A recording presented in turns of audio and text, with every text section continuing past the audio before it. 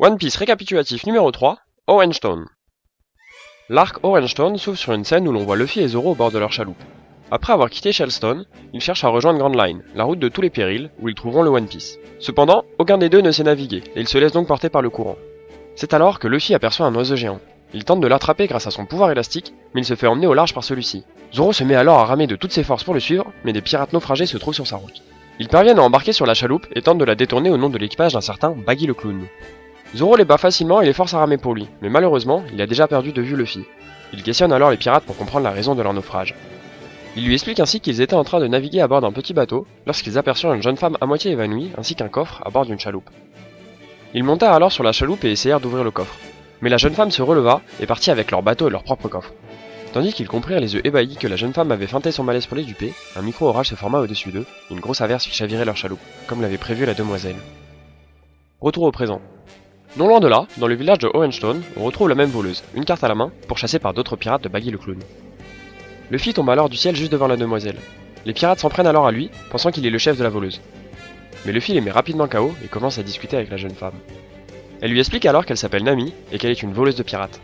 Elle a d'ailleurs volé la carte de Grand Line que possédait Baggy le Clown dans le but d'aller y naviguer pour rassembler 100 millions de berries et ainsi racheter un certain village. On apprend également que Orange Town a été déserté par ses habitants depuis que Baggy le Clown, un pirate à la réputation de monstre, a établi son QG à la taverne du village. Luffy, qui pense avoir trouvé en ami la navigatrice qu'il lui fallait, lui propose de rejoindre son équipage. Cette dernière, malgré sa haine des pirates, accepte sa proposition, mais seulement à condition qu'il l'accompagne d'abord au repère de Baggy. Luffy accepte et le duo part ainsi à la rencontre de ce pirate. Cependant, alors qu'ils arrivent à son repère, Nami surprend Luffy et l'attache avec une corde. Elle l'emmène ensuite sur le toit du QG de Baggy, où il se trouve, et lui explique qu'elle ne supportait plus Luffy, qu'il pense être son chef, et l'a ainsi capturé. Elle lui rend alors sa carte de Grand Line, et lui demande de la prendre sous son aile. Baggy accepte et décide de festoyer pour l'occasion avec son équipage. Dans le même temps, Zoro est arrivé à Orange Town. N'ayant aucune piste pour retrouver Luffy, il demande aux pirates qu'il a repêché de l'amener à leur chef.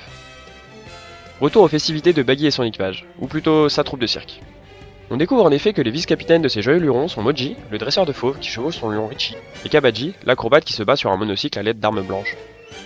Quant à Baggy le Clown, c'est un personnage très humoristique, mais capable de grande cruauté, comme il le démontre en enfermant Luffy dans une cage, puis en demandant à Nami de tirer sur lui avec son canon surpuissant pour prouver son ralliement à la bande de Baggy. Mais Nami refuse de s'abaisser au niveau des pirates qu'elle méprise, et n'allume pas la mèche du canon.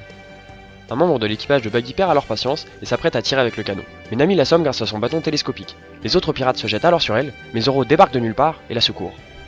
Comprenant qu'il assoira sa réputation s'il bat le très renommé chasseur de pirates, Baggy le provoque en duel. Zoro n'hésite pas une seconde et le découpe littéralement.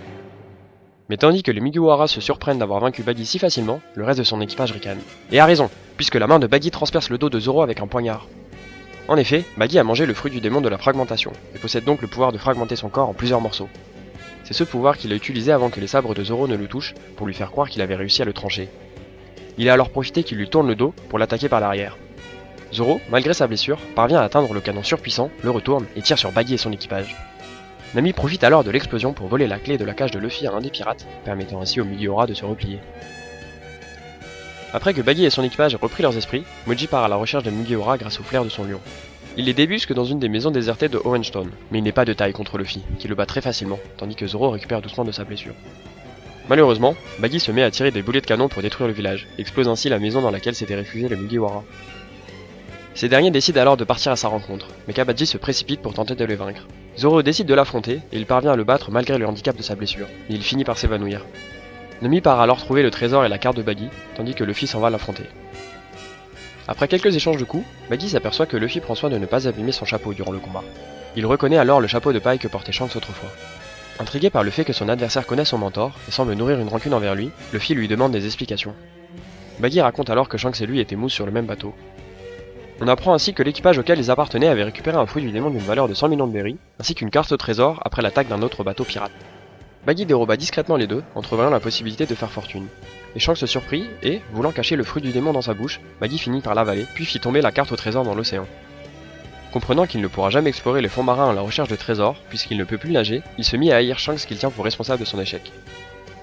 Retour au présent. Voyant que Nami lui a volé son trésor et sa carte de Grand Line, Baggy tente de l'attaquer, mais Luffy intervient et le bat assez facilement en l'envoyant voler grâce à son Gum Gum Rocket.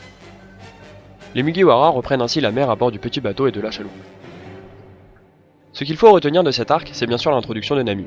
Cette voleuse de pirates extrêmement douée pour prévoir les phénomènes météorologiques rejoint ainsi l'équipage des Mugiwara en tant que navigatrice. Elle représente une force de frappe assez négligeable, puisqu'elle se bat qu'avec un bâton et ne possède pas la force surhumaine de ses deux compères. En revanche, elle utilise toujours son intelligence et sa sournoiserie avec brio, pour servir de support aux vrais combattants de l'équipage, comme on le voit ici, lorsqu'elle va récupérer le trésor et la carte de Baggy. D'ailleurs, Baggy le clown est le deuxième personnage à retenir. Ce pirate aussi faible que sournois est avant tout un personnage humoristique, dont on pourra suivre la trajectoire surréaliste au sein du monde des pirates tout au long de l'histoire. En effet, en montrant un flashback sur sa jeunesse aux côtés de Shanks, on comprend que l'auteur Eiichiro Oda compte réutiliser Baggy le clown et lui attribuer des relations passées avec certains pirates emblématiques de One Piece. On remarque cependant que Baggy est bien loin du niveau de Shanks, alors qu'ils ont fait leurs armes côte à côte. Pour cet arc, la seule chose vraiment intrigante est l'insistance d'Eiichiro Oda sur le fait que Nami déteste les pirates.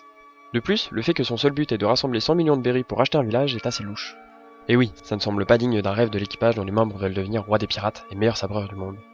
Ajoutez à cela les dons de manipulation de Nami, et on se doute que tout ceci cache quelque chose. Bon, après, pas besoin de t'en arracher les cheveux, on en apprendra plus sur ses véritables intentions dans 3 arcs. Concernant le passé commun de Shanks et Baggy, il est difficile, à ce moment-là de l'histoire, de deviner avec quel équipage il naviguait. Cependant, on comprend qu'ils sillonnent les mers depuis quelques décennies déjà, et il est donc intéressant de garder cet élément à l'esprit lorsqu'un personnage relativement âgé est introduit. En effet, il y a ainsi de fortes chances que ces personnages se soient déjà rencontrés. En tout cas, c'est tout ce qu'on pouvait dire sur l'arc Orange-Stone. N'hésite pas à donner ton propre avis sur les questionnements en commentaire, mais, comme d'habitude, si tu connais déjà la suite de l'histoire, ne la spoile pas aux autres viewers.